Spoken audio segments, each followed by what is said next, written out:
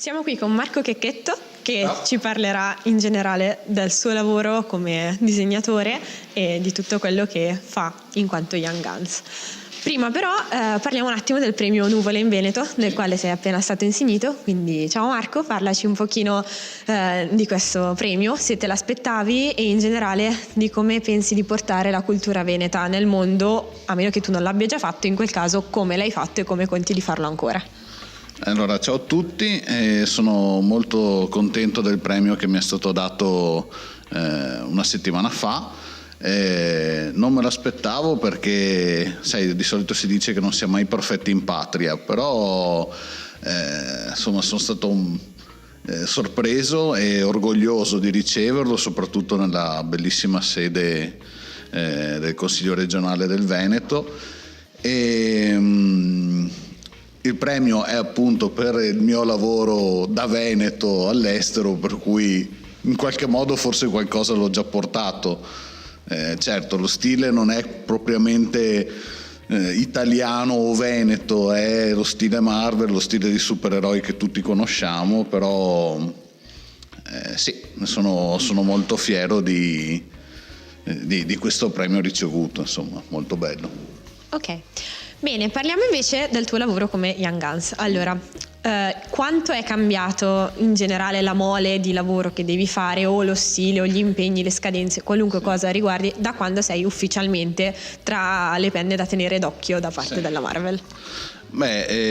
Diciamo che la Marvel mi ha sempre dato molto lavoro, moltissimo lavoro, e adesso si sono aggiunte tutta una serie di iniziative che possono essere le copertine per i nuovi mega eventi o delle varie uncover particolari. Ci sono quelle più importanti, forse sono quelle in cui la Marvel ha deciso di togliere qualsiasi tipo di logo dalla copertina, lasciando solo la nostra illustrazione e il nostro nome e cognome appunto in calce al disegno. Quella è stata la cosa più bella in assoluto da vedere nelle fumetterie, nelle librerie, insomma.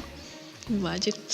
Bene, parlando della tua capacità artistica, come riesci a bilanciare il realismo, la cura dei dettagli, mantenendo sempre uno stile da fumetto e che quindi non sembri una fotografia o un quadro realizzato a olio? Sì. Allora, sicuramente sono gli anni e l'esperienza, le tavole macinate in 12 anni di lavoro per la Marvel.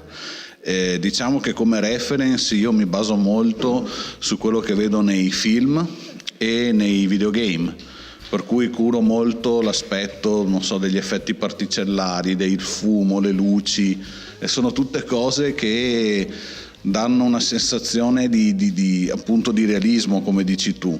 In più ho un taglio cinematografico per quanto riguarda la narrazione e lo storytelling, ed è quello che sicuramente è la cosa più apprezzata dai miei editor in America. Ma cosa intendi con effetti particellari? sono tutti gli effetti di polvere, non lo so, sai quando entrano dei raggi del sole da una finestra e si vede il pulviscolo, quelle cose lì io le mostro. Non si vedono, cioè non te ne accorgi leggendo, però ci sono. Probabilmente ce ne si accorge, altrimenti non spiccherebbero per qualità rispetto a tutti gli altri disegni. Grazie. Insomma. Bene, parlando allora della cura, del realismo e dei dettagli, quanto hai dovuto studiare i modelli delle navi di Guerre Stellari per riuscire poi a riprodurli nel modo più fedele possibile sulla carta in tutti i volumi? Sì. Allora, io sono un ossessionato, nel senso che quando lavoro a qualsiasi progetto che mi viene affidato, io compro tutto, leggo tutto, vedo tutto, cioè mi compro i modellini, faccio qualsiasi cosa, mi circondo di tutti i media, di tutte le cose che riguardano quel singolo progetto. Per Star Wars mi sono comprato una quantità infinita di modelli, di giocattoli, di action figure, e mi sono rivisto il film andava in loop, praticamente era il primo episodio era Shattered Empire, che è subito dopo il Ritorno dello Jedi. Il Ritorno dello Jedi, mentre lavoravo, andava veramente in loop, finito le 2 ore ripartiva. In più mi aiuto con modelli 3D, e con moltissime fotografie. Lucasfilm mi ha dato l'accesso agli archivi di tutta la produzione dal 1977 ad oggi, e questo mi permette di essere più accurato possibile, non solo sulle astronavi ma anche i costumi, gli accessori, le armi. Ma hai mai visto da vicino i modelli che hanno usato proprio nel film? Cioè, sei mai andato là a vedere? No, non sono andato lì, però ho partecipato alla Star Wars Celebration del 2017 a Londra, mi pare che fosse il 2017, e lì c'erano molti costumi o pezzi di scenografia, sono riuscito a vederli da vicino, almeno lì.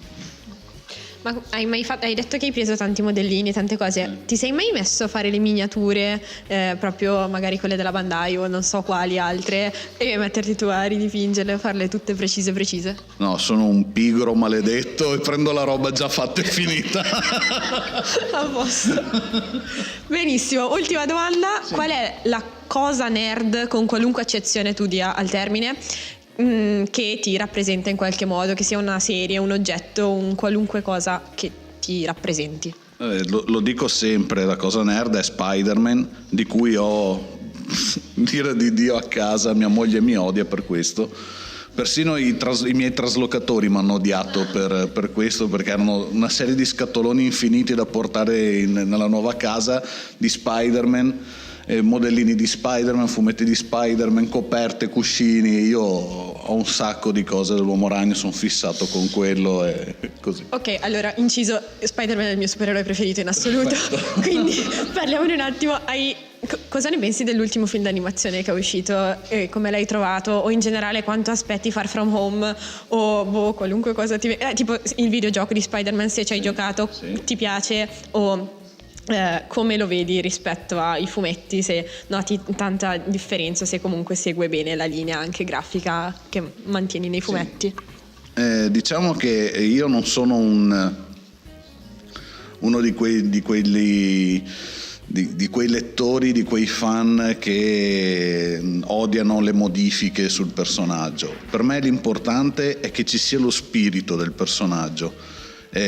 L'ultimo film trovo che sia splendido, Into the Spider-Verse è veramente veramente bello, perché coglie non solo in Miles Morales ma anche in tutti gli altri personaggi, coglie il vero spirito di Peter Parker e di Spider-Man.